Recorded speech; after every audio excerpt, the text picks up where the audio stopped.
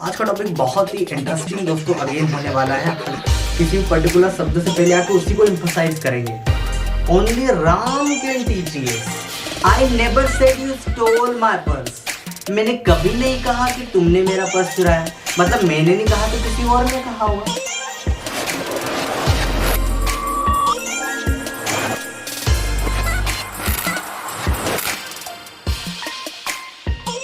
A very warm good evening to all of you once again. Welcome you to my YouTube channel Ardic English. I hope you all are doing well. आज का topic बहुत ही interesting दोस्तों again होने वाला है। अब तक 10 video already upload कर चुका हूँ और एडवर्ब के ऊपर। आप में से जो मेरे भाई और बहनें नए हैं इस चैनल पे, first I would like to request you to watch those video then refer this one. आज क्या पढ़ने वाले हैं? आज हम लोग एडवर्ब में एक ऐसे टॉपिक को छेड़ने वाले दोस्तों जो एग्जाम में कई बार पूछा जाता है, राइट। अब यहाँ पर क्या है, शुरुआत करते हैं। देखो, position of adverb change the meaning of given sentence. एक सेंटेंस के अंदर एक एडवर्ब उस सेंटेंस के कई शब्दों को एक प्रकार से मॉडिफाई कर सकता है। एक सेंटेंस के अंदर एक एडवर्ब जिस शब्द से पहले आएगा उसकी मीनिंग को मॉडिफाई करेगा। जरूरी नहीं कि पूरे सेंटेंस को मॉडिफाई करेगा, ये पर्टिकुलर एक शब्द को भी मॉडिफाई कर सकता है। अब ऐसे कौन कौन से एडवर्ब होते हैं जो इस तरीके से काम करते हैं, किसी भी पर्टिकुलर शब्द से पहले आके उसी को एम्फसाइज करेंगे। तो कहने का मतलब ये है कि जो एडवर्ब की जो पोजीशन होती है सेंटेंस के अंदर, वो दिए गए सेंटेंस में किसी भी शब्द की मीनिंग को चेंज कर सकता है और उसका मतलब हर बार उस सेंटेंस में अलग अलग रहेगा। सर कैसे एग्जाम्पल से समझाओ, ऐसा बिल्कुल समझ नहीं आ रहा है। तो चलो एग्जाम्पल से समझने की कोशिश करते हैं, राइट। मैंने यहाँ पर कुछ सेंटेंसेस लिखे, इसको देखो जाओ।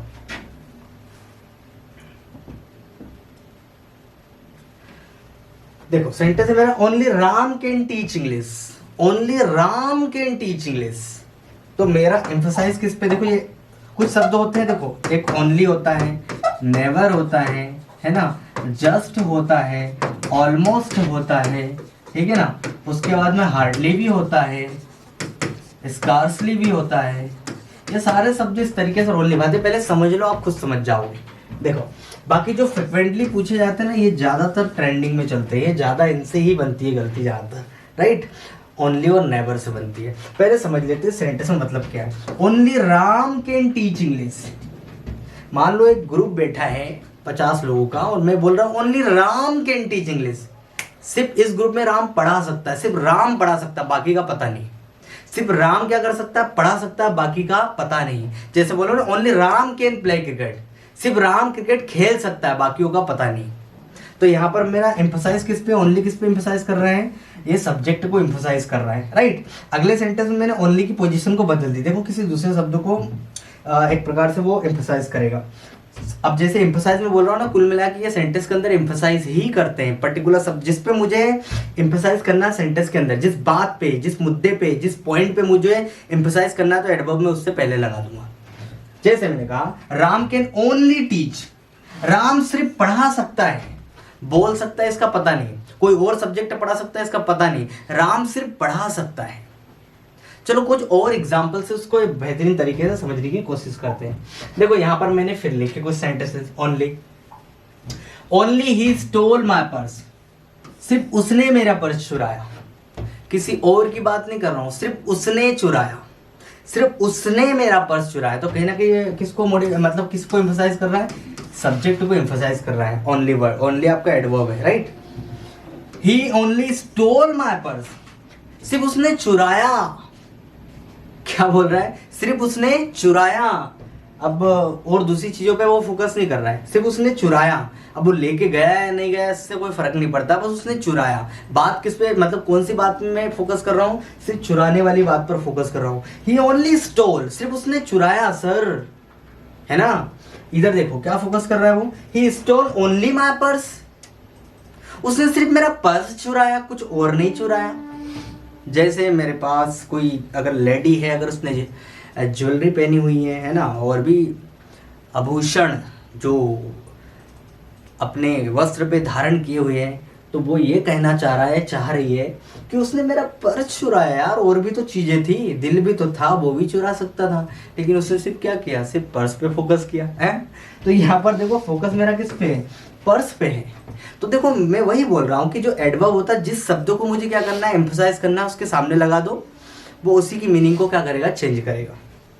He stole my purse only, सिर्फ पर्स चुराया यार, ये दोनों का मीनिंग कहीं ना कहीं सेम जाता है। उसने सिर्फ पर्स चुराया, बाकी का कुछ नहीं पता, कुछ नहीं चुराया, बस पर्स पे फोकस किया। चलो और इसको और बेहतरीन समझने की कोशिश करते हैं। जैसे एक आपने सुना होगा, I never said you stole my purse, मैंने कभी नहीं कहा कि तुमने मेरा पर्स चुराया। मतलब मैंने नहीं कहा तो किसी और ने कहा होगा, भाई मेरा स्टेटमेंट थोड़ी ना। I never said you stole my purse, मतलब किसी और ने कहा कि तुमने मेरा पर्स चुराया। तो नेवर सेड बन जाता है only Neha so my dress. देखो मैंने नीचे भी लिखा हिंदी में ताकि आपको और बेहतरीन तरीके से समझ में आए। सिर्फ नेहा ने मेरी ड्रेस देखी, किसी और ने नहीं देखी। अरे पार्टी में इतने लोग थे, अब मैंने फोकस किस पे किया, सिर्फ नेहा पे।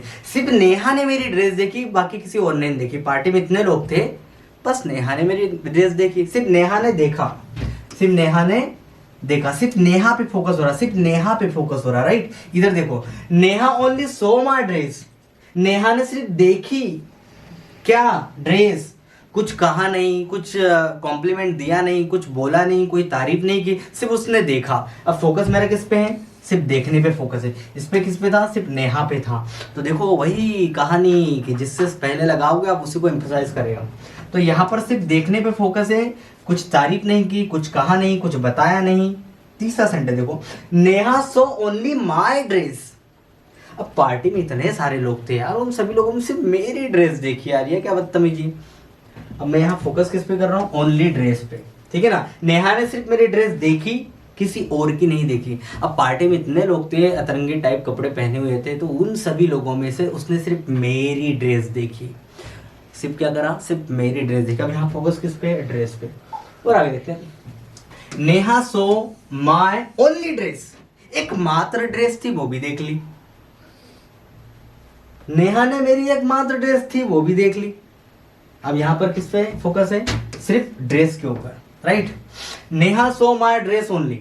अब ये जो सेंटेंस है, नेहा ने मेरी ड्रेस देखी मात्र, और कुछ नहीं देखा, ना ही शूज देखे, ना ही ज्वेलरी देखी, ना कुछ भी नहीं देखा।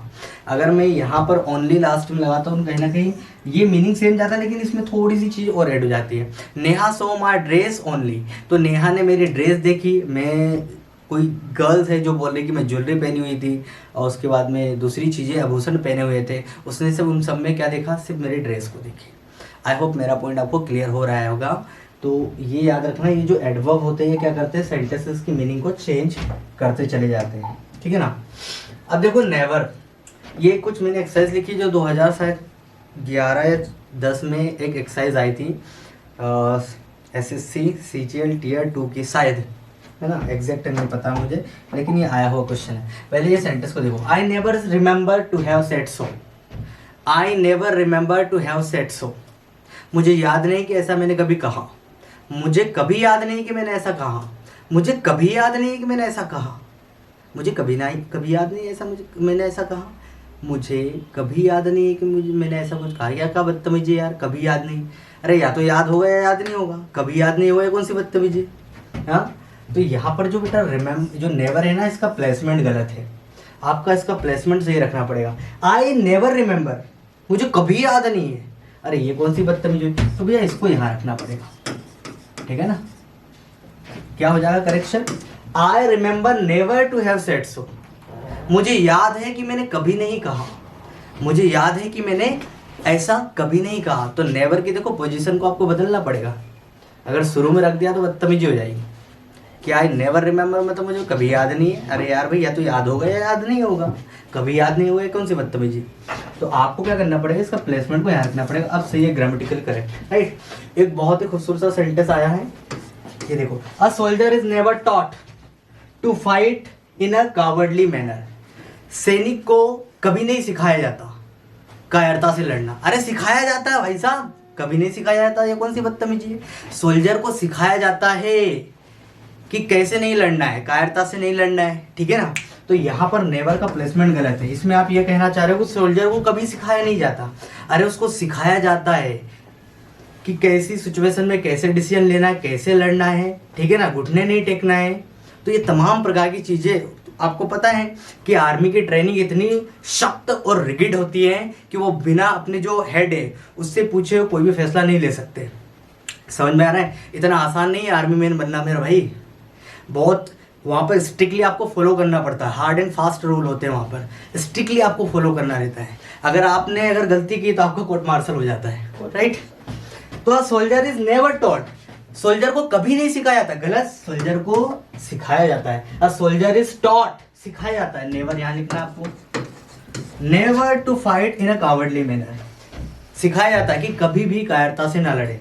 एक चीज और इसमें पूछी जा सकती है दोस्तों, ये मैनर को हटा देंगे, वो आर्टिकल ए को हटा देंगे, ये भी हटा देंगे, लिखेंगे a soldier is taught never to fight cowardly. Cowardly, cowardly आपका एडजेक्टिव होता है, कावर्ड नाउन होता है, कावर्डली आपका एलवाई लग के एडजेक्टिव बनता है।